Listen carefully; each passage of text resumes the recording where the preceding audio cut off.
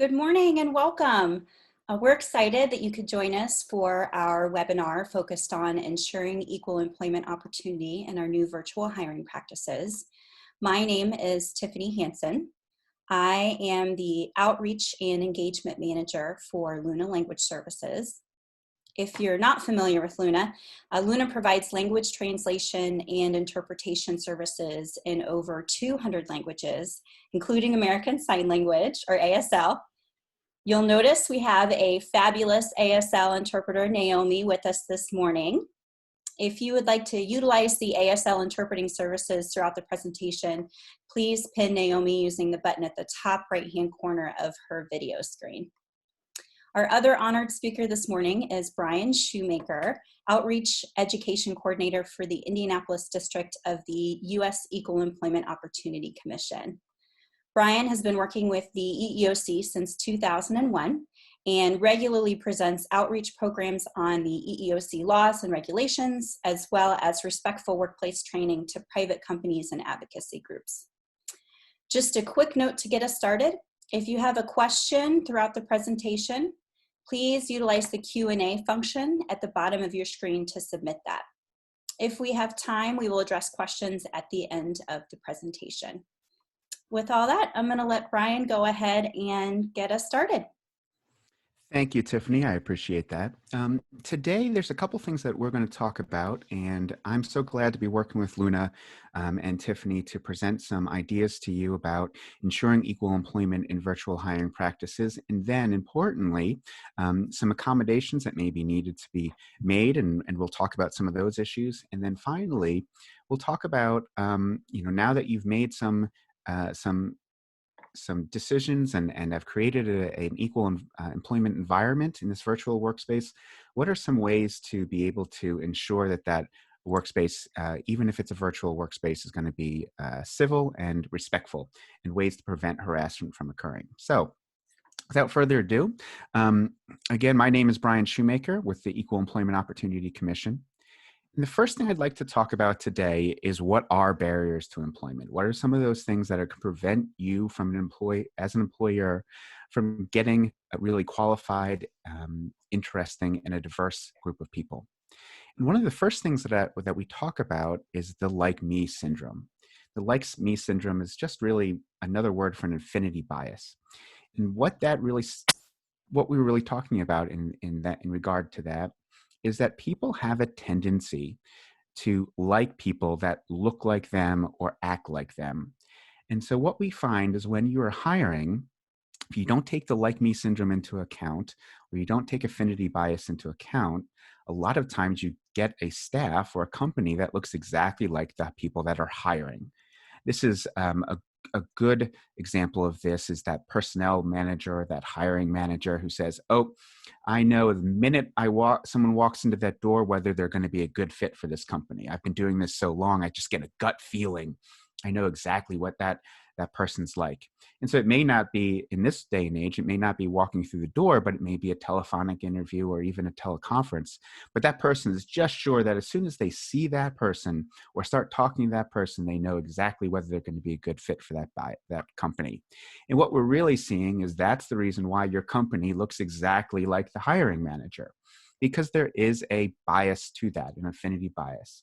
And so we want to be aware of that. So when you start talking to the people that you want to hire for your business, whether it is virtually or in person, we want to make sure that you're aware of that and that you can focus then on the qualifications of that individual that is applying for that position, and not necessarily the way that person looks, acts, or where they're from. The next thing that could be a barrier for employment is stereotypes. There are certain jobs that have certain stereotypical people associated with those jobs. When you think of the word steel mill worker, what is the first kind of image that pops into your mind? Was it female? Was it Asian? And so those are things that you want to see what's going on in your mind. Were they, do you have certain stereotypes of what an employee should look like? And so now that we're going virtual, I think it's important to understand that you may have an idea of what kind of person that you want for a particular job, but what you really want to look for are the best qualities and qualifications for that person. And so understanding that there are stereotypes for positions, that we need to get over them. I'm not going to talk about bigotry. I think if you're already talking, if you're here in this lecture, if this webinar, you're probably maybe past or at least recognize that could happen in hiring. So I do want to talk really quickly about the perceptions of loss by persons threatened by EEO practices. And this is really what I'm talking about, is the leadership of your company. A lot of times, because of the affinity bias that we have, or the like me syndrome, there could be a majority of people that all kind of look the same, come from the same culture, same heritage, and they could perceive that they're being threatened if you start opening up and doing a more diverse hiring practice. And so sometimes when that happens, if it's from a leadership position, what you see is then the leadership cracking down and saying, oh, you know what, there's all these people that are coming in, these new hires, and they don't look like me, or they aren't from the same culture as me, and I don't think they would be a good fit for this company. And that's a problem if your leadership is like that. So you want to be aware of that. And then this is also where you get the forms of harassment, when people get concerned that maybe their the status quo is changing. So they get concerned, and then there's lots of times that's where you get the harassment and the uncivil or disrespectful behavior comes from that feeling. So you want to be aware of that.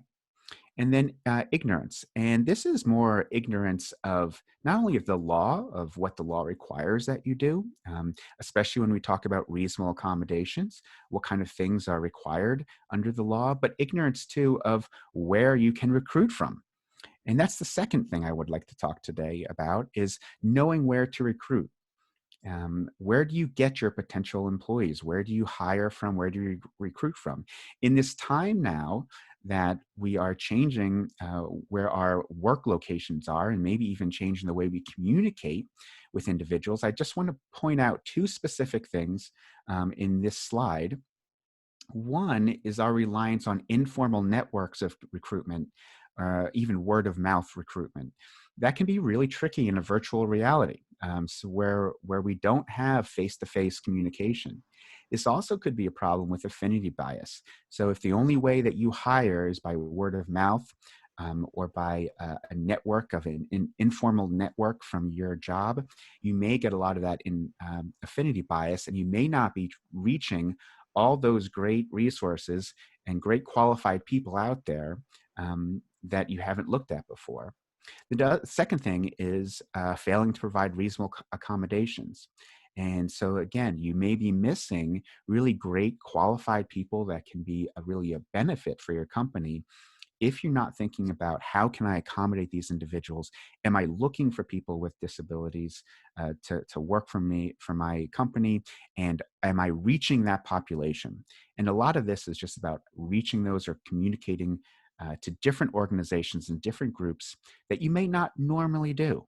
And you may normally be looking at different groups. And that's why communication is going to be so key now in this time where we're looking at a virtual community.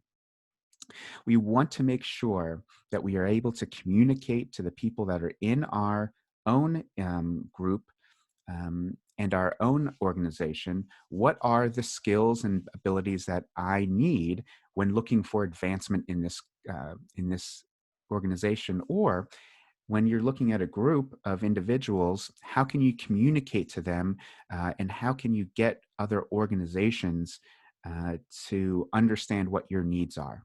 And so in this virtual world, it may not be, the normal places where you have always looked for your recruitment. You may not be going to job fairs. You may not be having huge, conventions and where you can grab a bunch of people all at once. It may be more virtual.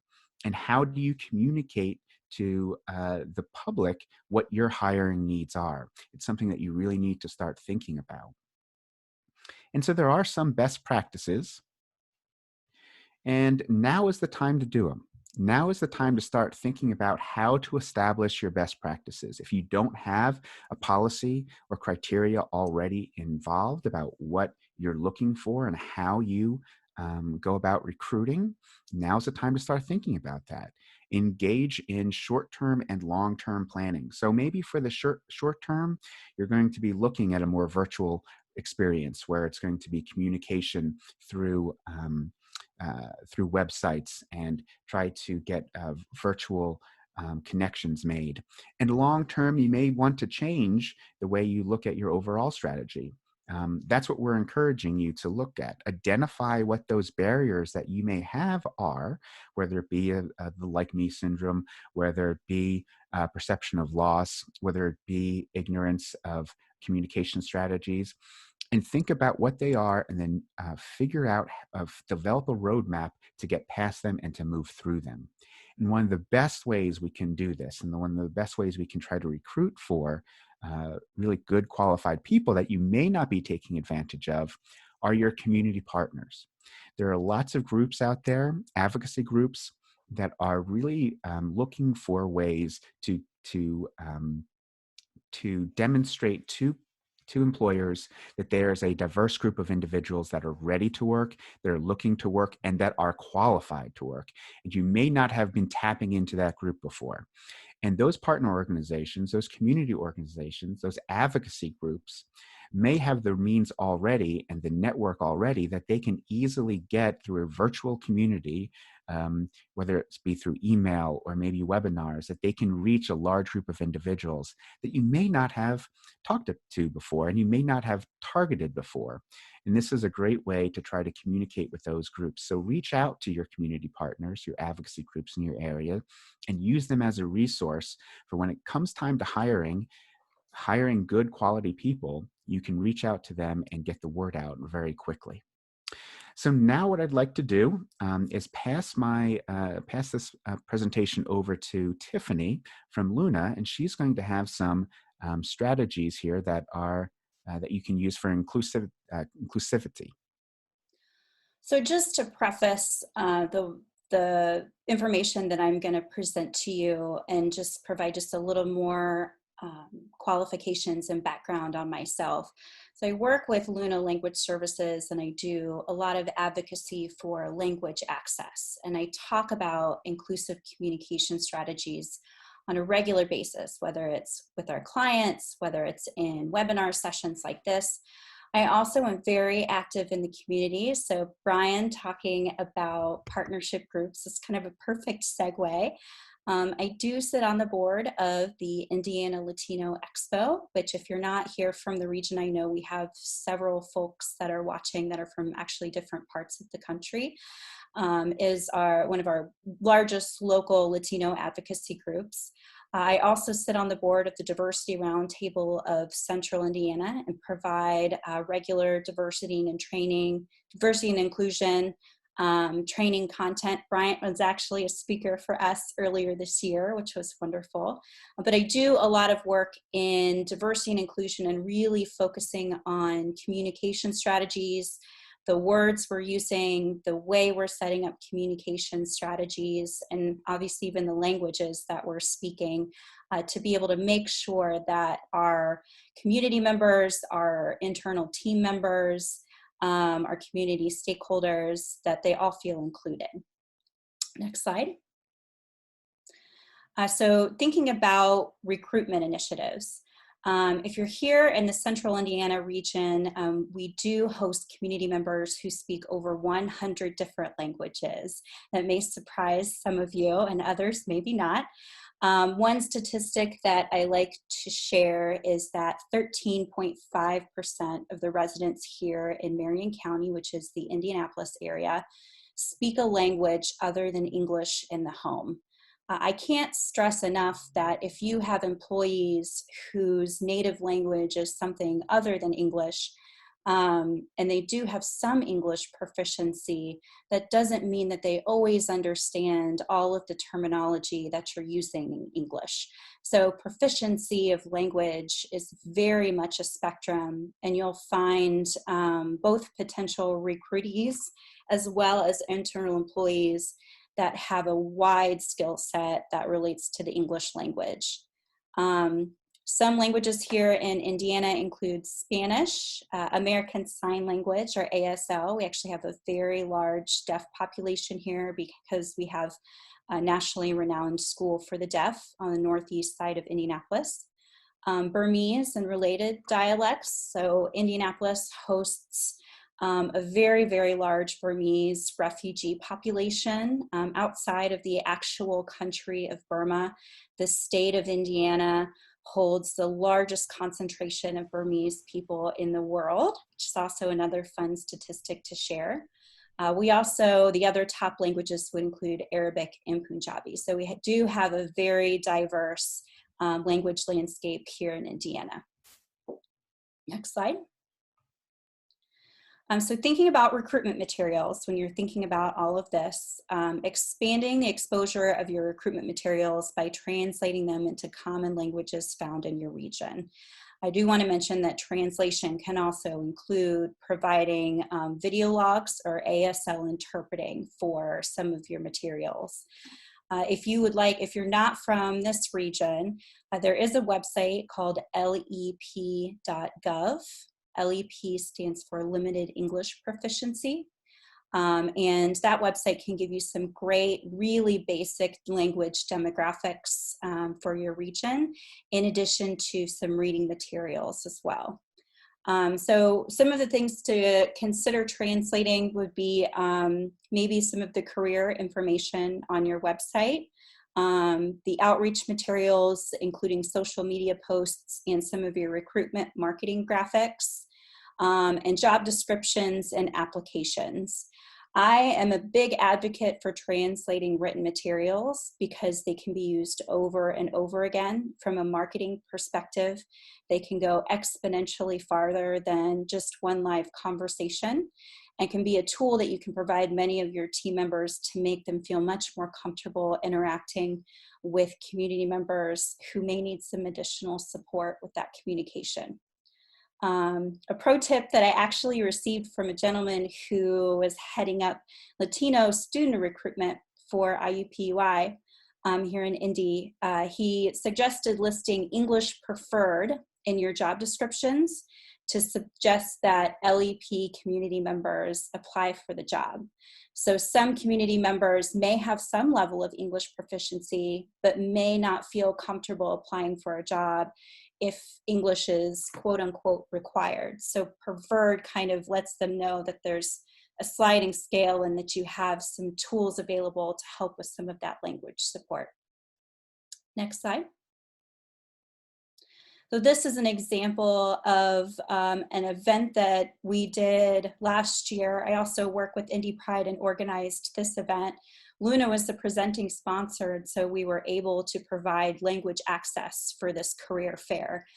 For the marketing materials, we printed both in English as well as Spanish. And then you'll see in the bottom left-hand corner of the poster is what this zoomed in image is. And just posting that you will have language interpreters at your events can also help you with your recruitment initiatives. Next slide. So thinking more about recruitment materials, a lot of companies right now, because we're moving virtually, are doing a lot more recruitment marketing videos. An option for this to make sure that we're including our deaf and hard of hearing population is to add ASL videos if your resources allow. That's going to be the most effective way to reach this population and to provide accessible recruitment options. If that's not an option for your company, even simply providing captions on your videos or transcripts in English for any of your videos is going to kind of be the bare minimum of what can be helpful in making sure that you're providing accessible materials for this population. Do keep in mind that American Sign Language is quite different than the English language. This is why written language is going to be somewhat effective, but not the most appropriate language to provide for prominent ASL users. If you're watching Naomi, you'll see that there's a lot of grammar that she does with her face and with facial expressions. And those things don't correlate directly with the grammar that we use in English language. So it's just very different. Also, if you're already transcribing your videos in English, translating that script into Spanish or other prominent languages in your area would be very easy and a very inexpensive way for you to reach more of these populations. Next slide.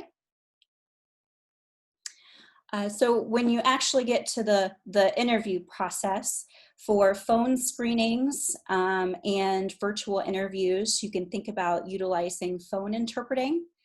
This service is on demand. Essentially, you can sign up with a service, whether it's Luna or another service, and call a hotline. You have access to multiple languages with Luna. We have over 200 different languages available. You can connect with an interpreter over the phone, and then they will do the three-way call to connect you with the potential employee that you're calling. And that cost is per minute with our service. That's typical with many other phone interpreting services as well. So this is really great for short conversations, for initial conversations, or if you're just trying to answer a quick question with a current or potential employee. When we get to virtual meetings, like if you're doing interviews over Zoom, you can also have an interpreter join us, just like Naomi is doing today. So with virtual interpreting services, you're having a live interpreter join a meeting, and you're going to have to schedule that ahead of time, so it's not on demand. That service does have a 2-hour minimum, so this is going to be for conversations that are longer in length, or where you can block several interviews in a row. And this is absolutely ideal for American Sign Language users. Another pro tip, note in job descriptions and outreach materials that you will provide interpreters for interviews. This will increase your LEP engagement. This kind of goes back to a similar tip that we mentioned earlier of listing English preferred in a job description. Next slide. And then the last thing to think about is as we're doing remote onboarding. So thinking about vital documents that you provide to every employee, these are things that you might consider translating or creating ASL videos in for your employees. So I've got a list here of some of the things that you can consider.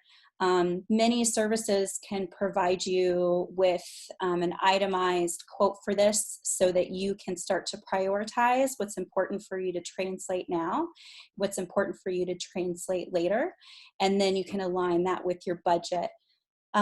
We can also utilize virtual interpreters for training sessions or use on-demand phone interpreters to answer quick questions. So as in with this specific example, we went ahead and just provided an ASL interpreter, hoping that deaf community members would join the webinar. You can start providing interpreters for your sessions to encourage, obviously you'll know which employees are going to need language support, but you'll also find a lot of employees that are very proud of their English skills, don't want to ask for it, but providing it may be incredibly helpful for them to retain that information as well. And then just that last pro tip, consider setting up a virtual meeting with an ASL interpreter for new deaf and hard of hearing team members to overview any of your written onboarding information. Again, just thinking about the fact that English is very different than American Sign Language. Okay. Thank you, Tiffany. And I think that really goes into now kind of what I want to talk about, and which I think is really an interesting and helpful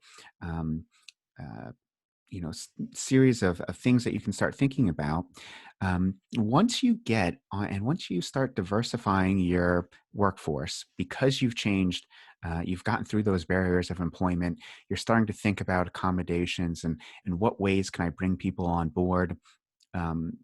and you've now got a more diverse workforce, sometimes that can start changing your workforce, and you can start to see some issues of harassment that pop up.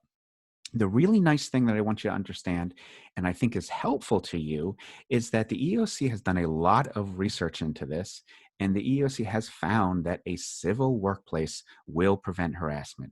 Respectful workplaces prevent harassment from occurring in the first place. And that can be in a location where we used to have physical locations where everybody is in one spot for your workplace, but also we need to now start thinking about how can I create a civil workplace that's virtual. And so I'm going to give you now some tips and some tricks on how we can do that. The first thing to understand is that what is civility? And really a civility, when you start thinking about it, all it is really is a community. And whether you have that community online through virtual workspaces or whether it's in one physical location, it's still a community. And a community is really a group of individuals that have a set of behaviors that they all find acceptable. So within your community, people are going to say, these are behaviors that are acceptable within my community, and these are behaviors that are not acceptable in my community. And that can change. But if you have, as an organization, if you have a code of conduct or rules of behavior, that's extremely helpful in communicating to your employees what is the acceptable behavior for your community. How can we act civil? What's the code? And you have that in a code of conduct. Respect is another thing that deals with civility. And respect is, I think, the basic, the golden rule, and that's great. But one of the things I like to think about as far as respect is concerned, especially in this time when people may be separated, is that when leaders go to their employees and say, the work that you do is meaningful, that is really showing a person that you have their respect. The work that you're doing, the work that I'm giving you, and the work that you're then doing is important. It's helpful. It's something that's meaningful. And that can really show somebody a great deal of respect, and is very important when getting them to buy into the norms of your community. Restraint, a lot of people think about restraining others, but what I want you to think about when we think about civility is I want you to think about restraint in restraining yourself. Sometimes taking a second or two before you speak, before you act, it allows your, what I like to call your downstairs brain to catch up with your or upstairs brain, or vice versa. Really, your frontal cortex is kind of catching up to the reaction that maybe the deep part of your brain is thinking about, and you can stop yourself from maybe reacting in a way that's not civil or reacting in a way that's going to break down these communication that you had with your employees. So restraining yourself, taking a few seconds to restrain yourself from acting and thinking about what you really want to say. And then considering that other people may have ideas that are different than yours, and that's okay. In fact, diversity breeds innovation, and that's really important. Communication is something that we're trying to strive for. So a respectful workplace is really a place where all employees are treated fairly. Differences are acknowledged and they're valued, and communication is open and courteous. Communication, I can't speak to how much communication is so important when you're dealing with a virtual workspace. The other important thing with a respectful workplace is that conflict is addressed early, and that there is a culture now. Remember, we talked about community of empowerment and cooperation. And it's so key now in a virtual workspace where you may not be able to communicate as readily as normal, to try to make sure that you can still keep communication open and courteous. And when there's a problem, you deal with it.